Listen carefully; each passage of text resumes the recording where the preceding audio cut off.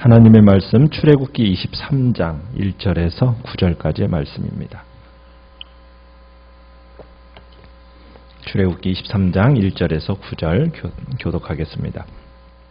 너는 거짓된 풍설을 퍼뜨리지 말며 악인과 연합하여 위증하는 증인이 되지 말며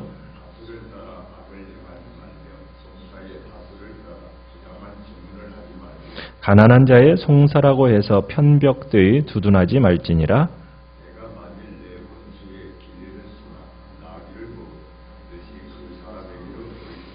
내가 만일 너를 미워하는 자의 나귀가 짐을 싣고 엎드러짐을 보거든 그것을 버려두지 말고 그것을 도와 그 짐을 부릴지니라.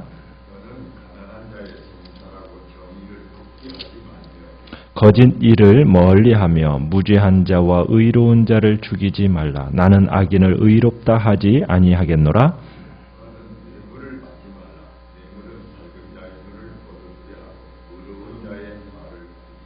같이 읽습니다. 너는 이방 나그네를 업자하지 말라. 너희가 애굽 땅에서 나그네 되었었은즉 나그네의 사정을 아느니라. 아멘. 오늘 말씀의 제목은 사랑을 품은 공의라는 제목으로 말씀을 나누고자 합니다. 오늘 본문은 한 공동체를 이루고 사는 사람들이 서로에 대한 사회적 책임과 배려를 말씀하고 있습니다. 특별히 법정에서 재판이 진행될 때 충분히 발생할 소지가 있는 여러 가지 죄악들을 금지하고 있습니다. 왜냐하면 법정이라는 것은 사회 질서를 유지하는 최후의 보루이기 때문입니다. 한편 이 재판 규례 중간에 4절 5절에 보면은 원수의 재산 보호 규례를 또 말씀하고 있습니다. 그러니까 평화롭고 살기 좋은 질서 있는 사회를 만드는 힘은 법에 있다라기보다는 사랑의 실천에 있음을 보여주기 위해서 이제 그 중간에 원수 재산 보호 규례를 말씀하고 있는 겁니다. 하나님께서 인간이 쉽게 범하는 악습 이런 것들을 쫙 나열하시면서 그렇게 행동하지 말고 공평과 자비와 사랑을 베풀 것을 요구하고 계시는 거죠. 자, 그럼 하나님께서 어떤 일들을 하지 말라고 명령하셨는지 한번 살펴보면 이 재판에 어떻게 보면 고귀함에 대한 규정으로서 5가지를 금지하고 계십니다. 이 금지 사항을 준수할 때 이 법정이 순수성을 유지할 수 있기 때문입니다. 하나님의 백성이 거룩한 백성이고 재판이라는 것은 하나님의 권위를 받아서 위임받아서 행하는 행위이기 때문에 이 재판에는 순수성이 있어야 되는 거죠. 그래서 첫 번째 규정은 1절에 너는 거짓된 풍설을 퍼뜨리지 말며 라고 얘기합니다.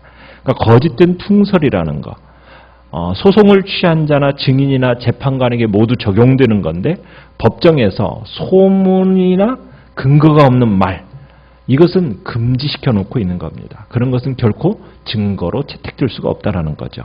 오직 진실만을 말해야 되는 겁니다. 때로는 진실만을 말하게 될 때 불이익을 당할 수도 있고 돌아올 수도 있지만 눈앞의 유익을 생각해가지고 거짓을 말하는 것은 궁극적으로는 자신에게도 해가 된다라는 겁니다. 거짓을 말할 때 사람들은 모른다라고 생각할지 모르지만 알지 못한다고 생각할지 몰라도 사람의 마음을 감찰하시는 하나님께서 다 알고 계심을 알아야 하는 거죠. 그러니까 하나님은 우리가 거짓말할 때 그걸 기억하고 계시고 그리고 반드시 심판하고 계십니다. 그렇기 때문에 아무리 힘들고 어렵다 하더라도 진실만을 말해야 될 것을 지금 강조하고 있는 겁니다. 두 번째 규정은 악인과 연합하여 위증하는 증인이 되지 말라랍니다. 상대방을 음해하기 위해서 공모하는 이 행위 이것을 금하고 있는 겁니다. 여기서 악인이라는 것은 법적으로 유죄 판결을 받아 마땅한 사람입니다. 그러니까 법적으로 유죄 판결을 받아 마땅한 사람하고 한통속이 되어가지고 그 공의가 왜곡되는 일이 없어야 한다는 겁니다. 피해자가 가해자가 되고 가해자가 피해자로 둔갑되는 일 이런 일을 막아야 한다는 의미죠. 이 법정이라는 곳은 진실을 밝히는 곳이지 않습니까? 그래야 사회가 소망이 있잖아요. 그런데 이런 식으로 위증으로 인해서 진실을 왜곡한다면 법정은 어떻게 보면 스스로 권위를 상실하게 되고 결국에는 이 법정이라는 것이 악인의 하수인 역할밖에 할 수 없게 되기 때문에 그 부분에 대해서 금지 명령을 내리고 있는 겁니다. 2절은 셋째, 넷째 규정인데 다수를 따라 악을 행하지 말며 또 송사의 다수를 따라 부당한 증언을 하지 말라. 여기서는 이건 양심의 자유헌장이라고 얘기를 합니다. 민주주의의 기본적인 원리가 뭡니까? 다수결의 원리잖아요.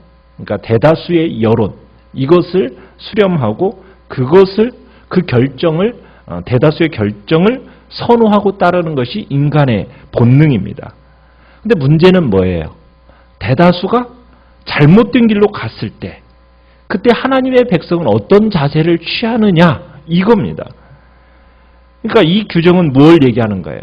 대다수가 잘못된 길로 잘못을 저지르거나 진실을 굳게 하고 있을 때 하나님의 백성은 그들과 거리감을 두라는 겁니다. 그러니까 성도의 기준은 뭐냐는 거예요. 성도의 기준은 다수가 그렇게 행동하는가? 다수가 그렇게 행동하지 않으면 내가 다수로부터 불이익을 당하게 될 텐데 이런 것으로 기준을 삼지 말고 성도의 행동의 기준은 무엇입니까? 그것이 하나님 앞에서 올바른 것인가? 그것이 말씀에 어긋나지 않는가? 이것이 우리의 기준이 되어야 된다는 겁니다. 그러니까 아무리 많은 사람들이 행한다고 한다 할지라도 하나님의 말씀에 어긋나면은 그것은 결코 하지 말아야 된다는 거예요. 아무리 많은 사람들로부터 내가 이것을 행함으로 핍박을 당하거나 불이익을 당한다 할지라도 하나님의 말씀이라면 반드시 지켜야 한다. 대다수의 여론을 따라서 휩쓸려가는 우리의 모습이 되어서는 안 된다. 때로는 그 행동이 우리로 하여금 어렵고 위험할 수 있는 요구가 있다 할지라도 하나님의 백성이라면 하나님 앞에서 옳고 바르고 그리고 그 말씀을 따른 진리의 길에 서는 것, 그 길을 택하는 것이 우리 성도의 본분임을 여기서 가르쳐주고 있는 겁니다. 다섯 번째는 3절에 재판과 증언의 과정에서도 어떤 불공정도 있어서는 안 된다라는 겁니다.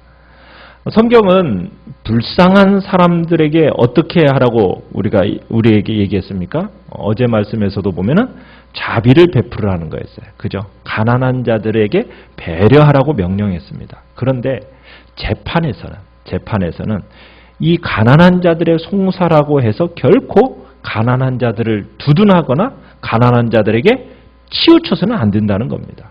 그러니까 공과 사는 분명히 하라는 거예요. 그러니까 하나님은 가난한 자들과 불쌍한 자들을 특별히 배려하시는 것은 사실입니다. 그렇지만 정의를 왜곡시키면서까지 그들을 무조건 두둔하라 그렇게 말씀하지는 않으십니다. 모든 사람은 법 앞에서 공평해야 된다는 겁니다. 그러니까 법정이 경제적인 이유로 누군가를 선처하거나 차별하는 것 이것은 옳지 않다. 지금 성경은 얘기하는 겁니다. 자, 그런데 4절 5절 중간에 갑자기 뜬금없이 무슨 얘기가 나오고 있습니까? 원수나 미워하는 자의 짐승이 길을 잃은 것을 볼 때 어떻게 해야 하는가? 아니 지금 법정에서의 얘기를 하다가 그 다음에 또 6절에로 가보면은 송사, 가난한 자의 송사의 얘기가 나오다가 뜬금없이 4절 5절에서 지금 원수와 미워하는 자의 이야기가 나옵니다. 여기서 뭐라고 얘기하냐면 원수의 길 잃은 소나 나귀를 만나면 반드시 그 사람에게로 어떻게 해줘라? 돌려줘라. 자, 미워하는 자의 나귀가 짐을 싣고 가다가 엎드러져 있다. 그러면 어떻게 해라? 그냥 지나치지 말고 도와서 짐을 부려라. 자, 하나님의 백성은 원수를 대할 때 어떻게 대해야 되는가? 자비로워야 한다. 자, 원수의 짐승이 길을 잃고 헤매고 있다? 공경에 처해 있다? 절대로 모른 채 하지 마라. 적절한 조치를 취해서 원수의 손실을 막아줘라. 더불어 그 원수의 짐승이, 미워하는 자의 그 짐승이 불필요한 고통을 겪고 있다면 그것을 덜어줘라. 이렇게 지금 규례로서 명령하고 있습니다. 그러니까 나와 이해관계가 다르다. 그럴 때 그 사람의 어려움을 당했을 때, 그런 사람과 어려움이 당했을 때 못 본 척하는 태도, 그것에 대해서 지적하시면서 공경에 처한 그 사람들을 돕는 것이 마땅하다. 지금 가르치고 있는 겁니다. 여기에서 이야기하는 바는 뭐냐면요. 하나님은 원수나 미워하는 자를 도와줌으로써 사랑의 주도권을 가지라는 겁니다. 사랑의 주도권. 그러니까 우리 믿는 하나님의 백성들은 사랑의 주도권을 가지라는 거예요. 그리고 사랑의 주도권을 가진 사람이 어른입니다. 어른이에요. 그러니까 하나님의 백성들은 먼저 사랑하고 먼저 사과하고 먼저 희생하는 사람이라는 거예요. 참 이것을 이렇게 한다라는 건 쉽지가 않습니다. 왜냐하면 이렇게 하기 위해서는 꾸준히 자기 감정을 포기해야 되고 자기 생각을 포기해야 하는 훈련을 해야 되기 때문에 쉽지 않지만 하나님께서 하나님의 백성으로서 참으로 사랑의 주도권을 먼저 가지고 그러기 위해서는 내 감정, 내 생각을 포기하고 부인하는 훈련을 해야 될 것을 가르치고 있는 거죠. 자, 그런데 하나님께서 갑자기 왜 법 이야기를 하다가 재판정 이야기를 하다가 왜 갑자기 미워하는 자와 원수의 짐승 이 이야기를 하는 걸까? 이 이야기를 하는 이유는 한 사회를 평화롭고 살기 좋은 곳으로 만드는 방법은 사랑의 실천에 있다라는 겁니다. 원수나 평소에 미워하는 사람이 공경에 빠져 있어요.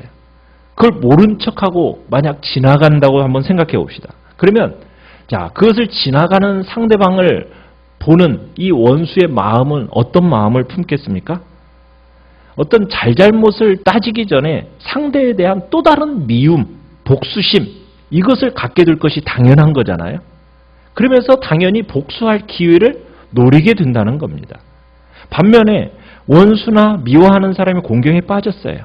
만약 그 사람에게 도움을 준다면 잘잘못을 떠나서 도움에 대해서 보답할 기회를 갖게 된다는 거예요. 그걸 찾게 된다는 거예요. 그러니까 서로의 관계가 이런 속에서 어떻게 됩니까? 개선이 되는 거죠. 그러면서 다시금 좋은 관계를 맺게 되고 그리고 한 공동체가 평화롭게 만들어진다는 겁니다. 그러니까 한 공동체가 또 한 사회가 평화롭게 되는 것은 법에 의해서 되는 게 아니라는 거예요. 어떤 강압적인 힘, 형벌을 무섭게 하면 그렇게 되느냐? 그게 아니라 오직 사랑의 실천이다라는 것을 강조하기 위해서 지금 중간에다 갑자기 재판적 이야기, 일을 하면서 이 이야기를 집어넣는 겁니다. 오늘날 사회를 보더라도 선진국이면 선진국일수록 법이 어떻게 되어 있습니까? 잘 발달되어 있어요. 잘 발달된 법들이 제정되어 있습니다. 자, 그러면은 그 선진국 사회는 살기가 더 정말 풍성하고 좋아지나요? 그런 건 아니에요. 가면 갈수록 범죄가 늘어가고 더 흉포해지는 것을 보게 돼요. 왜? 법이라는 것, 형벌이라는 것, 이것이 평화로운 세상을 만드는 것은 아니라는 거예요. 그것을 보여주는 단적인 증거가 지금 이 세대가 흘러가는 것을 보면 알 수 있어요. 더 무서운 시대가 되어지잖아요. 그러니까 이 세상을 평화롭고 살기 좋은 곳으로 만드는 것은 법에 의해서가 아니라 사랑의 실천이다. 그 위에는 방법이 없다. 아무리 흉악한 범죄자라 할지라도 모든 사람들이 그에게 따뜻한 사랑을 베풀어주고 감싸준다면 반드시 그 부분에 대해서 그 사람은 과거를 청산하게 되고 새로운 삶을 살게 된다. 사랑이야말로 불신과 다툼과 미움과 복수심을 정복하는 것이고 이 세상을 평화롭고 살기 좋은 곳으로 만들 수 있는 유일한 방법이다.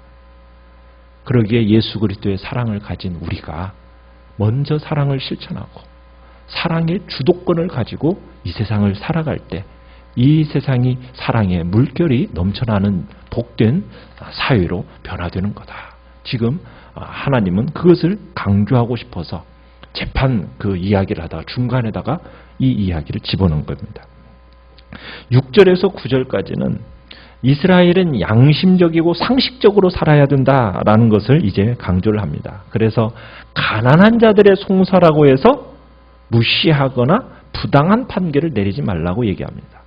그러니까 경제적인 능력, 사회적인 위치 이런 것과 관계없이 하나님 앞에서 모두 평등해야 된다는 거죠.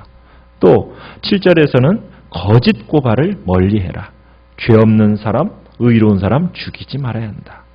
또 8절에서는 재판관은 뇌물을 받지 말아야 한다. 왜요? 뇌물이라는 것은 사람의 눈을 어둡게 만들고 의로운 자의 말을 굽게 하기 때문에. 그러니까 사람이 뇌물을 받으면 사리분별이 사라지는 겁니다. 옳고 그름을 제대로 판단할 수가 없는 거예요. 바른 말도 제대로 할 수가 없는 겁니다. 그래서 뇌물에 대해서는 반드시 받지 말아야 할 것을 얘기합니다. 그리고 마지막으로는 이방 나그네를 압제하지 말라. 이스라엘에 살러온 이방인들 억압하지 말라. 하나님은 그래서 하나님의 백성들은 서로를 대할 때 무엇으로 대해야 되는가? 자비와 긍휼로 대하라. 공평과 정의를 추구하며 살아가되 자비와 긍휼. 그래서 오늘 말씀의 제목처럼 사랑을 품은 공이라는 얘기입니다. 특별히 7절 끝에 보면 이렇게 얘기합니다. 하나님께서 나는 악인을 의롭다 하지 아니하겠노라. 자, 이 이야기는 무엇이냐면 결국 하나님께서는 모든 사람들의 행동을 달아보고 계신다는 거예요. 그러니까 중요한 건 뭐냐면 하나님께서 저울을 가지고 그 사람들의 행동을 다루셨을 때, 그 저울에 달렸을 때 참으로 어떻게 나타나느냐가 중요하다는 겁니다.